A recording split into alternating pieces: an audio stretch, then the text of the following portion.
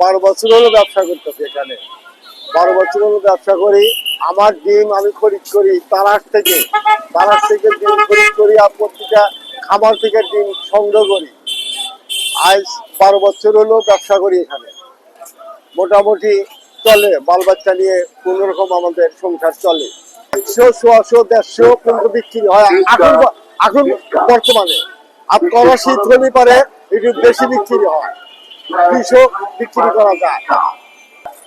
ওই হাঁসের ডিম আছে, দেশি ডিম আছে, কয়েল পাখির ডিম আছে, লেয়ারের ডিম আছে। হাঁসের ডিমের চাহিদা বেশি, মানুষও খায়, সাধারণ কম বয়সের মানুষও খায়।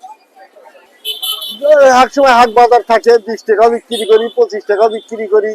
এখন বর্তমানে 25 টাকা বেচতেছি আমরা। আর লেয়ারের ডিম 15 টাকা, আর দেশি ডিম আছে 20 টাকা, কয়েল পাখির ডিম আছে 4 টাকা করে। পানিতে সেদ্ধ করি, গরম পানিতে সেদ্ধ করি। কাপড় চিপড় দিয়া এই যে ঢেকে রাখি, তাতে একটু গরম থাকে। গরম রাখি, গরম কাপড় চিপড় হিট করে খালুর ভিতরে দিয়া, তারপরে ডিম দিয়ে, তারপরে আবার কাপড় হিট করে ঢেকে দেই। ঢেকে দেওয়ার পরে তারপরে 12টা পর্যন্ত গরম থাকে।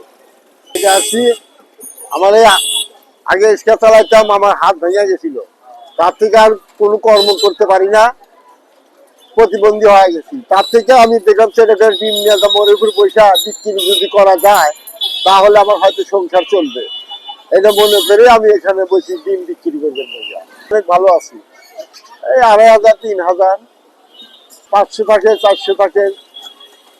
বলে যে হাফ খাবো, হাঁসের হাফ, হাঁসের ফুল, লেয়ারের হাফ, লেয়ারের ফুল, দেশির হাফ, দেশি ফুল।